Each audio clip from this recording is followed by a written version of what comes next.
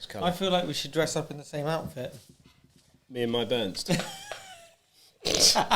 didn't get that. I bet you did. Well, everybody, welcome to the first episode of the Two Ball Golf Show.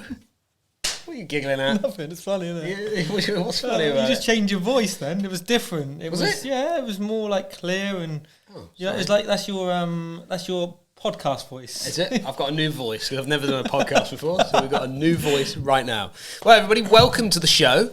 What are we going to be talking about today, Burns? There's lots to get through. Maybe we should have planned that before turning the mics on and getting the cameras rolling. But Absolutely. So the idea of this podcast show, because it's going out as a podcast and as a show onto YouTube, the Two Ball Golf Show, which is what it is. Is it? Which is back to me and Bernie on the table doing our thing. That sounds so wrong. Yeah, it is, isn't it? I'm thinking about this table. Okay, so first topic that I have for you, Bernie. I just want to welcome everyone to the Two Ball Golf Show. Again. I'm Lester Bernie Barnes and this is Dan Hendrickson. Welcome. Welcome. So the first question I've got for you, Bernie, you've now been in the YouTube scene on your own for, I would say, 6 months. Too long. Far away, Dan. How has been your first, I would say, 6 months on your own as now a YouTuber, content creator? Oh, keep going. I have no other words. Superstar? No. Well, you were always a superstar. How does it feel now to be out there in the big wide world on your own, creating your own content, doing your own thing?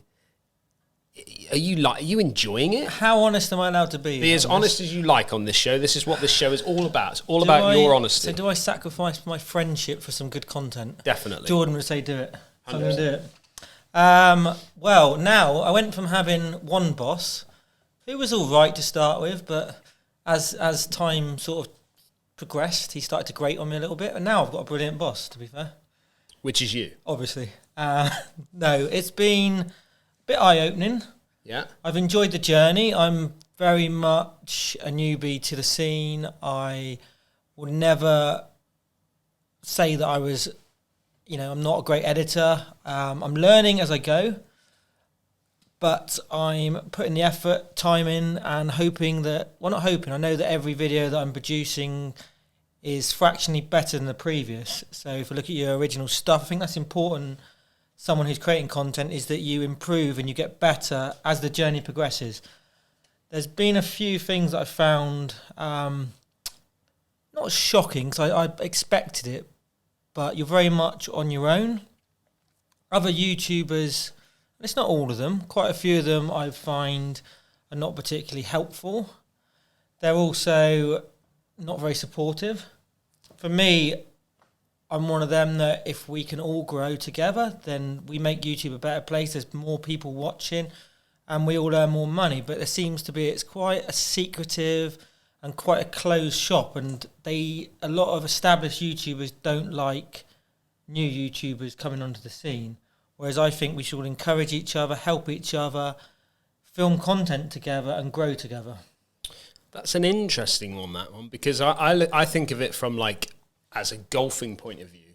Yeah. So if I think about the PGA world, it's very territorial. Oh, 100%. If you think about our days in the pro shops and things like that, if another coach or another pro came to your golf course and started coaching on the golf course, that gets very territorial, and you can't just take. So, for example, if I had a client who was playing in a tournament over at another golf course, okay, and they said to me, Dan, can you come over and just coach me around that golf course? That would be a no-no. Oh, 100%. Big frowned upon, unless it's a big tournament, so like PGA Tour, things like that, where they go from venue to venue to venue, and coaches obviously go with them. It's territorial, and even though when it comes to the playing side of things, in the PGA thing, I feel like it's a really tight-knit community. So I've got some amazing friends that I've grown up playing golf with over the years that you play to, you only have to look at the channel where, the likes of my brother and Gilly and Ruthie and Joe the Pro, these are all friends of ours. Do you think that's a golf thing? So it's YouTube golf, or do you think that's the whole of YouTube? because I use a local example. When James Roof switched from being in the Cornish Alliance into the Devon Alliance, and started cleaning up, he was winning events. There was animosity. Not everybody. Animosity. Don't get me wrong, not everybody, because that'd be unkind to a lot of people that do want to see other people progress and do well. But there was a bit of an atmosphere. Well, why is James turning up and winning all our events? He's Cornish. And there you go. There's your territorial thing going on right there as well. Which maybe it's money orientated, maybe rather than anything.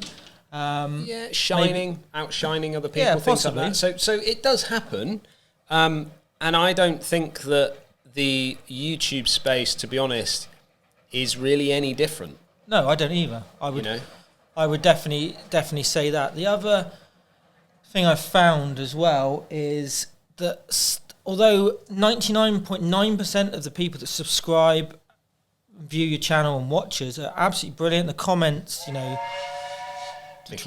Mickey Mouse just arrived. The comments are brilliant and really encouraging, and they can see that you're trying to develop and trying to move on and trying new things, and some work, some doesn't. And they're brilliant. Now that keeps me going, the good comments. That's what it's about, like for me personally. But you still get quite a few negative comments, and I'm one of those people that if I don't like something, it might be whether it's a restaurant or even a YouTube channel or content, I just don't watch it, or I don't go there again. I don't go on there and go, I hate this. Yeah. And negative without actually having any constructive criticism. And I don't understand that. Like, people will come on there and say, and be like quite harsh about maybe a character or how you've filmed something or where you've been, or it could be about the course and stuff like that. And I just don't think there's any need for it. So I found not a lot, but the odd negative comment. And I'm just like, it's free content. You're paying nothing for this. Don't watch it if you don't like it. So that's an interesting one. So those comments have always been there. Yeah. Even when you were over working on my channel, those comments were there. Did you feel that now, because you produce the content yourself, as in you have to set it up, you have to organise the golf courses, you have to organise the people that are going to be involved in that video, like, is that then become a little bit more personal to you compared to maybe, because I mean, you read some great comments about personalities, about me, about you. You didn't. I don't feel like you took them particularly to heart. If anything, you'd say to me, just let it go, Dan. Let it go. It's that's a really good point. And for those that don't know the background, I used to, probably for 6 months, I would answer all the comments on the YouTube channel, on Dan's channel. So I've probably seen more of those comments than what you likes of yourself, or maybe Jordan or Lee or whoever's been involved in the channel over the last sort of 3-4 years. But I've always been like that. You're not going to please everybody. There's going to be people that don't like you for numerous reasons. It could be jealousy. Yeah. It could be that they want to be where you are, or your personalities in life. Personalities of people don't always mix, and unfortunately, you're not going to get on with everybody. I mean, you can try to, but that's just not going to happen.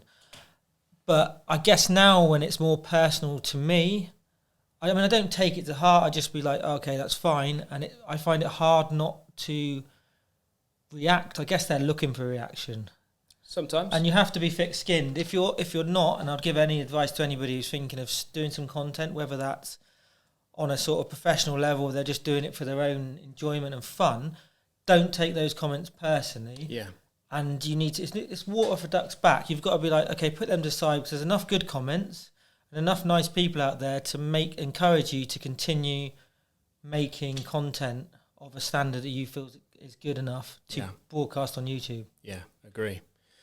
You had a question for me, didn't you? So, as a newbie myself, Dan, you're someone who's been doing it for sort of 3-4 years on your own on a channel, and then you've obviously had the experience of being on Mark's channel previously for another 3-4 years. So you're sort of 8-9 years into your YouTube journey, and it's developed nicely. What advice would you give to myself, who's been doing it less than 6 months? How I can make my channel better, how I can improve, or any other sort of pitfalls that you've seen along the way that I may fall into, or the trap that I can actually improve on and to avoid? Well, I've actually been tagged as the busiest fool on YouTube. I don't know how you feel about that, but it's something that I've been tagged for. It's a negative and a positive. So, because you're a hard worker, I would state on this particular show now that you work 24/7, 14, 15, 16, 17 hours a day, and you put the time and effort into, and I know you're my best friend, and we work together and we do content together, but your content and what you and Jordan and other editors, Johnny, etc., produce is as good as anybody who puts any golf YouTube out there, in my opinion. I think when it comes to the YouTube element, I think that content isn't always the most important bit from it. No. I would say that having good audio is always a good thing. I think then the focus has got to be title and thumbnail. So it also depends really on what you want to achieve from YouTube. So if you're looking to grow and be 100,000 and get your button, your YouTube silver button, there's a number of things that you're going to need to do, and obviously having a good team behind you helping you do that, it's going to be hard work for a start. But I think good audio is important. You don't necessarily need to spend thousands of pounds on cameras, and you're a prime example at the moment where you're editing on your phone. You know? And that to me would be hard work. Like, I wouldn't want to go down that road, but you've learned how to do it that way, and there's nothing wrong with that. That's just one way of doing it. Best thing about having it on your phone, you can literally, if you've got a spare half an hour and you're not doing anything, you can literally get your phone out and start editing. Could you imagine if I had to edit? Could you imagine if I had my phone, which is on me all the time, and I was editing? Oh my God, you'd be on it. So, I wouldn't sleep. I mean, ideally, I would use a editing program on a laptop, which is what I will do. But when I was getting going, I was just trying to get the content out and build the channel and get videos on there, literally to try and build up my subscribers. That was the main thing, rather than if I started doing it on a laptop and it took me a week to edit one video, then I'd be putting out, rather than putting content out every 4 or 5 days, I'd be into like 2 weeks, and then I'd feel like I wasn't progressing. But this winter, I know that I've got a bit of a plan, hopefully with your help, Jordan's help, etc., that I can learn how to broaden my skills, broaden my knowledge, and also to edit more on the laptop and increase my production levels and values. Good. Very important. Very important. Any other advice you'd give? Not really. I think just keep going. Like, be consistent with when you put out. Yeah. Be consistent on the days, and start slowly and then build up. Yeah. I went in down a road where it was like 7 days a week. It's stressful to create that type of content. So once you start something, ideally you just build on it rather than start high and then sort of bring it all back down. So I think, even if you're just going out once a week, even if you're doing it twice a month, just be consistent with the days that you want to put it out on, and then build it up to once a week. And then if you want to push it to two a week, then do that. But I think consistency is king as well. Yeah. So, I mean, I slightly got a different take on it than what you have, I guess, because I'm trying to let it naturally grow, which at some stage, I mean, it is growing naturally, a couple of 100, 250, 300 a month. Yeah. But I know that I'm going to come to a stage which maybe next month or maybe in 6 months' time where that level almost sort of just flatlines and just and then I'm going to have to change my style. But at the moment, I'm just sticking videos out as and when. I'm not chasing views and numbers and subs. I'm just letting that naturally occur. But I know that, like you said, you're going to have to at some stage schedule when the video goes out, because that's going to help kick it on, I guess. Yeah. But at the moment, I'm just getting the content out, putting it out at random times, and as they say, throwing a lot of mud at the wall. We could say another word. And seeing what sticks and what works and what doesn't, really. And it's all a learning curve. I don't think anybody knows. You can give people good advice, and it's good to take on advice, but nobody really knows the secrets of YouTube. Moving on then, Ryder Cup. Coming up as well. Coming up, not far away, Italy. Thoughts on the Ryder Cup? Okay. As a spectacle, it's grown over the last, several years, and it's a biannual highlight of the golfing calendar. It's something I really look forward to. I love match play. We don't see a lot of it. You see a couple of events each year now of match play, but as a reasonable amateur who play county golf, southwest golf, etc., as we did, a lot of our golf was focused around match play. So it's just a good form of golf, in my opinion, and the Ryder Cup is the pinnacle for any professional golfer to achieve, to be part of a team and to be part of a winning team. But I do worry for the Europeans in this particular event. Well, they got smashed last time. And that I'm worried that that's becoming a bit of a trend. You look at the American team and the depth of players, and even those guys that have not made the team who are looking for wild cards and picks, etc., the depth of their team, they could almost produce, in my opinion, 3 teams that would possibly beat the European team, which, I'll be honest, a couple of those names I've just researched today to have a little look at them, and I don't even really know much about them. That might work in Europe's favour, but unless they set the course up to favour the Europeans, maybe make tighter fairways, bring pinch points in at sort of 320, 330 yards, and grow the rough up, then I do believe the Americans will dominate and will give us a good beating. That's only my opinion. It might not happen. It hasn't happened always. Yeah. What do you think? Well, I'm probably going to agree with what you're saying there. However, I mean, one thing that I want to ask you is take the European side out of the equation, because ultimately the Europeans have a very set procedure as to who is allowed to play in the event and who is not. Yeah, correct, yep. Is there anybody that should be in the Ryder Cup team for the US that's on that fringe point right now and should live, do you think live players will be in there as well? Okay, so that's almost 2 separate questions, isn't it? Ideally, you want the best players in the world who are eligible or from those particular, for a continent of Europe, and actually being American, you want the best players playing, because that's ultimately, for me, what golf's about, and elite golf is about having the best players. Yeah. However, I know that the European team have already stated that I would say a lot of the European players that have gone across to live probably wouldn't qualify now anyway for the team, or they would be struggling to qualify. Whereas the Americans, some of their top players have joined the live, and the likes of Brooks Koepka would probably, he might even qualify still, mightn't he, on his... I don't know where they're at with it. But like Bryson, you'd have people, of that ilk who would strengthen their team, in my opinion, particularly in a match play scenario. Yeah. So, it's a tricky one, isn't it? In your opinion, should the live players be playing in the event? It's a double-edged sword for me, because I feel they've made the decision to move away from the PGA Tour, and but the PGA Tour doesn't affect US players. No, it doesn't. That's not the criteria. You don't have to be a PGA Tour player to. You don't have to be a member of the PGA Tour. No. You do European, don't you? In Europe, you do. Okay, well then they should be allowed to play. Yeah.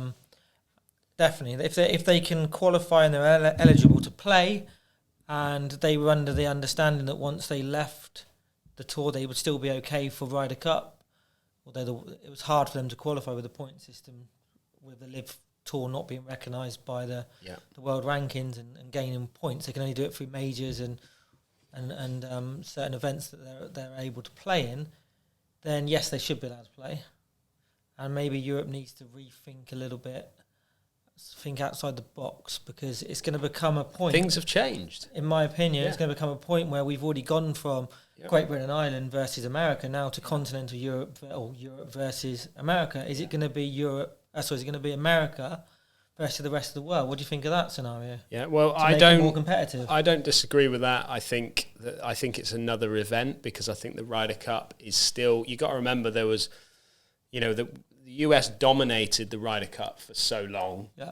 They moved it over to Europeans, but they still dominated to a point. Yeah. But then you go back, like in our early days of playing golf, it was competitive, and the European team dominated over the American team, which the Americans didn't like. No. It's just tilted their way a little bit right now, and I think it won't take much for it to actually just fall back a little bit the other way. If you look at all the players that are possibly coming up through the ranks within the Challenge Tour and DP World Tour.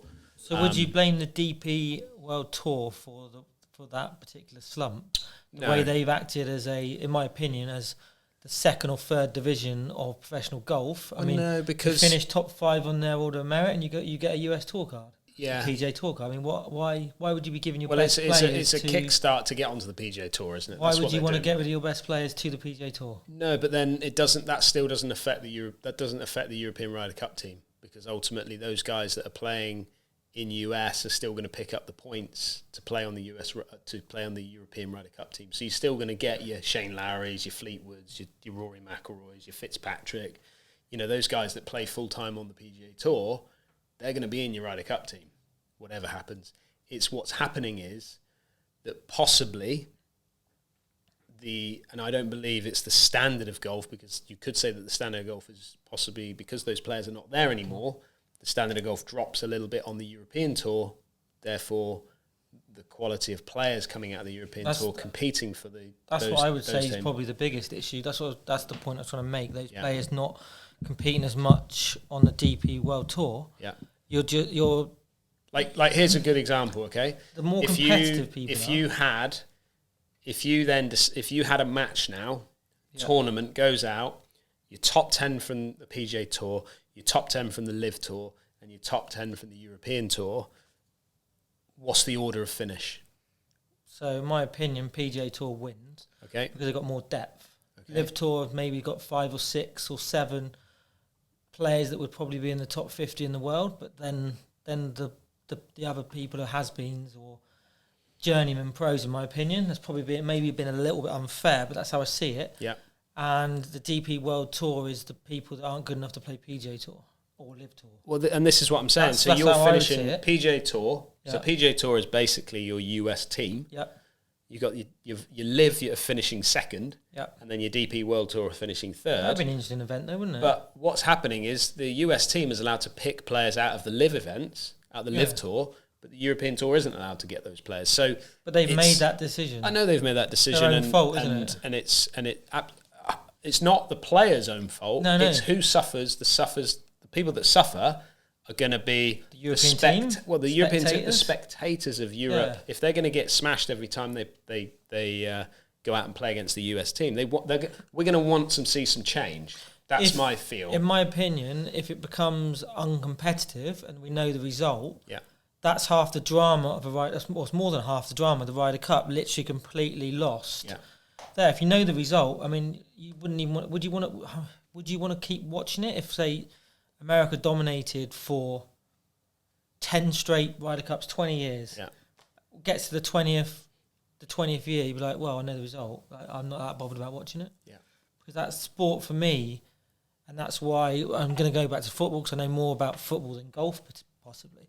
That is why the Premier League is, in my opinion, the best league in the world, because the team that finishes 20th in the league can beat the team that win the league. Whereas you go to Germany, it's a one-team league. Same as France, it's a one-team league. Whereas we have lots of different results. You have, Man City have won it the last couple of years, but Arsenal should have won it last year. And then you've got Man United who are re-emerging. Liverpool have won it in the past. Yeah. You've got Newcastle coming through, and that makes it competitive and makes you want to watch it. Whereas an uncompetitive Ryder Cup, I'm not interested in it. I just feel that, and we'll move on from the subject in a minute, but I just feel that if you take Football World Cup, it doesn't matter where those England or Brazilian players play in the world. No. They're eligible to play for England, okay? If you take rugby, those players that are not playing in England can't play for England. But they're trying to protect their league. They're trying to protect their league. I get that. That's the point of it, isn't it? And what's happening with the Ryder Cup now is, to me, the Ryder Cup is a world stage. Yeah. Therefore, if you're European, in whatever walk of life that you decide to go and play on, in whatever field, you are European, you are eligible to play for the European Ryder Cup team. If you're US, no matter where you play in the world, you should be eligible to play on the US team. And that's the same when it comes to the President's Cup. If you're rest of the world and you're US, you can choose. The players can play wherever they want, but still compete on those. But the point you're making is you want the best players in the world. Of course you do. In the Ryder Cup. Of course you do. It's what makes the best. It's what another devalues it. Area of devaluation. And it was no different than this when I was talking about the major championships. Yeah. I don't want to see people like Cam Smith or whoever not be in the majors. I don't want to see. I'm not going to tune in to watch that. Is there anything more rewarding in life than finishing first or winning? Let's say golf, just taking golf as an example, beating a brilliant field of all the best players in the world, and you finishing first and winning that major championship, rather than 20 of the top 100 players not there and you win an event. It's chalk and cheese for me. I want to beat the best players, and you're only as good as the field, in my opinion. Absolutely right. Couldn't agree more. Moving on, Lucas Glover. It's the reason that golf. One of the reasons golf is so brilliant is someone he's had a successful career. I'm not disputing what he's done. He's US won Open events, champion. US Open champion. He's not a serial winner. Hasn't been. He's in the twilight of his PGA Tour career. He's in his late 40s. I think he's 47, 46. 43. Was he? Yeah. Oh, I've got that wrong then. He's 43. Okay, he's 43. He was in his 40s. He looks 47. Okay. Sorry, Lucas. I know he watches this and listens to it. So, okay, he's what I would consider... He's more than a journeyman, because that's being unfair on what his achievements have been. Yeah. But if you said Lucas Glover a couple of years ago to me, I'd be like, oh, what's happened to him? Like, he's not been at the forefront of winning and competing at the highest level. In my opinion, he's been that next level. But he's gone back-to-back wins, which has propelled him into a Ryder Cup position. Potential to actually be in a Ryder Cup. And he hasn't played Ryder Cup, has he? No, he's never played in the Ryder Cup. So in your forward, he's probably would have been last year looking at thinking, well, I've got 7.5 or 8 years to go until I'm on the Legends Tour. Yeah. Champions Tour, sorry. And now he's probably now thinking to himself, I've won 2 tour events.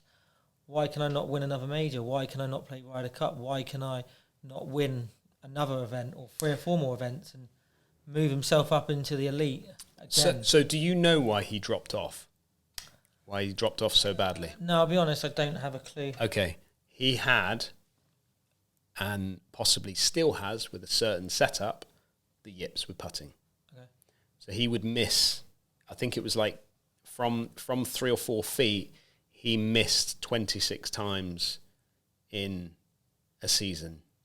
That's a lot of money. Last year, and then 27 the year after, I believe. Those are the stats. A longer putter? He's just moved over to a more broom-style putter. That's another open discussion, isn't it? Massively. But for someone like me, who has had to deal with the yips in times gone by, and I know someone like you who has certainly had to deal with the yips I've gone back to conventional putting now.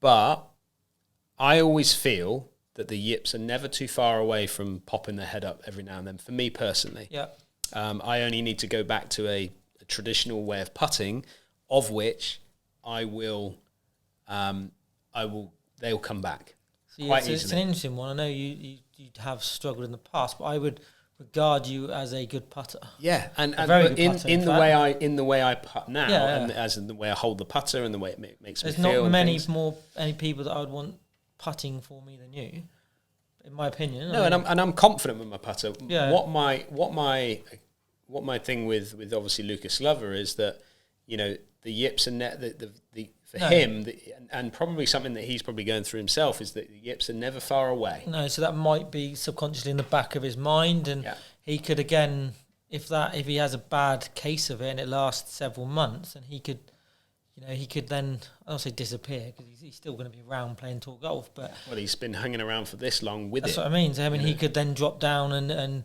it could just be a sort of, I don't want to say a flash in the pan, because he's played some amazing golf. He's a major champion, so you can never take that away from him. But, it's good to show the struggles, and he's sort of overcome them or managed them or lived with them to still produce brilliant golf and...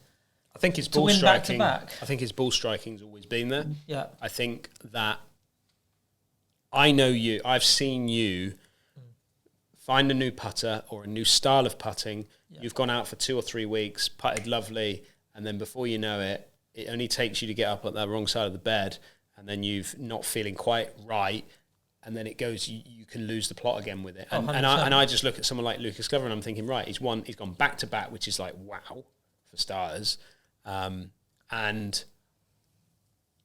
is it just, as you quite rightly said, is it just a flash in the pan? Could it pop Yeah. back at any time? Is that something to consider when you're picking him for the Ryder Cup? There's loads of things, isn't there? I mean, I would just say that you just got to look at Bernard Langer for inspiration, a guy that suffered with the yips for 30, 40 years. He's winning senior major championships in his, he's sort of almost a generation older than the people now playing the Champions Tour. He's in his twilight of his career, and he's still winning major championships despite his age and the fact he's struggled with the yips all for those continuous years, and the mental scarring that he must have.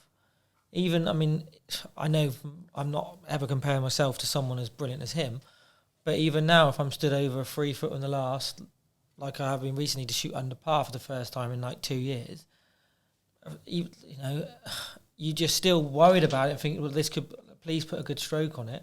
And you honestly don't know what stroke you're going to put on it until you take that putter back. And I can almost tell what stroke is going to be on my backswing. And then you're just hoping you can manage the face through impact. You're not going to get any sudden jerky movements and miss the putt. And it costs you something that you should win on ball striking alone. But you have to have all those components of a golf game to win events and win titles and win anything, at particular levels. Yeah. So I just want to now discuss the fact that the Solheim Cup and the Ryder Cup are back-to-back weeks this year on tour. I know from next year the Solheim Cup is going to go to even numbers, so they won't clash. But this particular year we have both those events back-to-back. What are your opinions on running two similar events for the females and for the males back-to-back? And what impact's that going to have? I'll be honest, I don't know much about what the impact is going to have on it, because do you think it's that saturation of a particular event? Do you think it should be spread I like year it. from year? I like it. 1 year it's Ryder Cup, one year it's Solheim Cup. I think, the energy levels of the Ryder Cup being ahead of the Solheim Cup, that the energy levels might dip off a little bit. It's the other way around, isn't it? I think Solheim Cup first and then Ryder Cup second. Yeah, I think that's the best way. It's good it's that way round. I don't know whether that was planned, but in my opinion, if it's the other way round and we get a close Ryder Cup or one that's particularly memorable, then that might completely overshadow the Solheim Cup and you might not remember what happened in the Solheim Cup, whereas every other year I think works perfectly well and fits in nicely. But yeah. I'll be honest, I don't see it being an issue. Personally, I feel that the Ryder Cup and the Solheim Cup should be on separate years. Therefore, it gives the audience an opportunity to have something every year with regards to space as well. Breathing space for it. So no, I don't think it's going to, hopefully this is not the case every year, and they're going to probably do something about it. They're moving it. They're going to move it back. So Ryder Cup will be odd numbers years, and then Solheim Cup's even numbers from next year. Okay. But this year it just happens because of the COVID. Obviously, one of them was postponed, and it would have been a 3-year break otherwise. Yeah. So there's going to be a movement. It's going to be a movement. So they've obviously outlined the fact that could be a potential problem. Yeah. And thankfully they rectify it for next year. I'm just a bit concerned this year that there should be more space, maybe, but should have been better planning possibly, and more space between the two events. It probably is what it is for 1 year, and then obviously it'll deal with that. I don't think it will necessarily massively affect it this year. I think if it was an ongoing thing, I think that people would say something about it, but I think because it's going to be dealt with, I think it should be, 1 year there, 1 year there sort of thing. I think it's the perfect way of doing it. I really do. What do you think the chances are for the US compared to the European team for the Ryder Cup then? It's similar, isn't it? The more, I mean, I think it's going to be closer. I think it'll be closer because some of the ladies on that are playing for Europe are, serious players, and hopefully they can form partnerships with the less experienced members of the team, and then a few of those will rise to the occasion like they have in the past. I remember Charlie Hull making a debut at 17 and not being an unknown because she had a very good amateur career, but she burst on the scene quite quickly and she was pushed into that she got into the team and she was 17 years old, and she just brought the energy and brought everything with her. And you wouldn't know, you'd have thought she was an experienced pro that had played a dozen Ryder Cups, the way she performed and joined in and brought the energy to the actual event. So hopefully the few of the more experienced players, the better players in the world, can bring the younger ones through, and also the less experienced members, and then, you know, make it into a real good battle, which I think it will be. I personally think it'll be closer than what the Ryder Cup is. I think it will. And I've played Finca Cortesine, and it is an absolute class golf course. They used to hold, I think it was the Volvo match play around there many moons ago, and I remember certainly winners of like Ian Poulter's one around there. But I think it's a great match play course. It's tight. Like, if I remember, it was tight. Not a bomber's course. I don't see it as a bomber's course. I think there's areas where it does open up a little bit, but for the most part, it's pretty tight in and amongst the kind of cork trees up there. But yeah, great golf course, fantastic, beautiful venue. Will be good viewing course. Can't remember it being massive, because obviously you got to remember that a lot of trees tucked in there. And you go offline. I remember some of the tee shots, you go offline and you just game over. You know, you can't find you're not going to find your ball, sort of thing. So I don't know how they'll be able. Maybe the rough is a bit more expensive. I don't know. I know, because it's on a hill, so it works its way around like a hill. So it probably would create some good. It's held big events, so it should be good for viewing. I mean, Ryder Cup wise, there's courses now that can't be used for as the venue for a Ryder Cup, just because the amount of people that want to go and watch it, and the demand for tickets and etc. Like, I know the Belfry can't get anywhere near the. Is that right? Yeah. When we were up there last time, the starter was saying that. I won't quote any figures, or I will, but I don't know how correct they were. But he was saying that the last Ryder Cup, when it was there, they could just about manage 30,000 spectators. It was slightly younger. I think it was 27,000, if I'm correct. Yeah. But now a Ryder Cup, you acquire near enough 100,000 spectators on the course every single day. Yeah.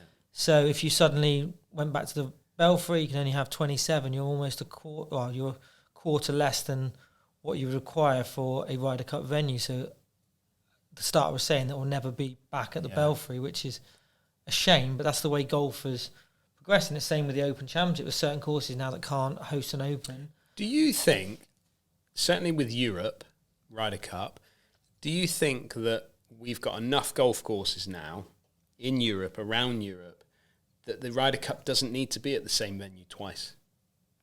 I would say so. And if do you know what I mean? If you were to take it to different parts of Europe, maybe not sort of golf strongholds, or and you planned it, I'm sure that the amount of money and the investment that the country would make into producing a course or adjusting a course to be able to host such an event, and the financial rewards of producing that golf course for the area and for golf in that particular region, then it would be worth, especially if you plan it enough time in advance.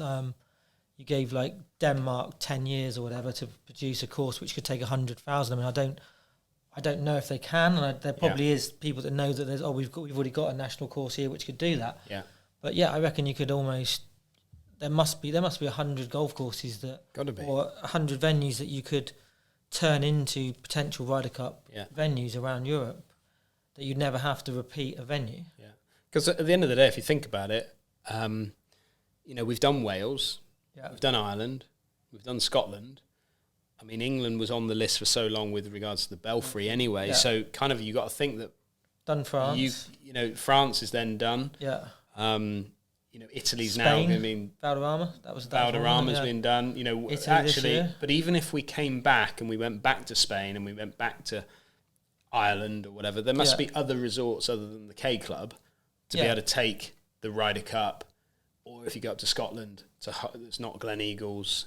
Do you know what I mean? There must be venues. Yeah, St Andrews, couldn't you? Because that's an open venue, which is big enough. That's exactly what I was thinking. Would any of these golf courses be on that list? It's like, would Augusta be on the list for a major, like let's say there's a Ryder Cup been going for 150 years, would it go to Augusta for that one? Again, I would say the viewing would be an issue, because I know there's limited tickets when the Masters is there, so potentially it's probably not big enough. Or they might not even want it because it might if you have Ryder Cup or another event there, does it not devalue the Masters being at Augusta every year? But I mean, certainly some of the courses on the Open Rota are big enough. There must be a reason they don't use them, or they haven't ever been there. It'd be interesting. I wonder if people know there must be a reason, mustn't there? There must be a reason. But however, that is the end of episode 1 of the Two Ball Golf Show. It went really quickly, didn't it? It did go very quickly, yeah. If you are new to the channel, make sure you hit that subscribe button. If you are not subscribed to Bernie's channel, make sure you go and check out that one. And if you're not subscribed to my channel, why not?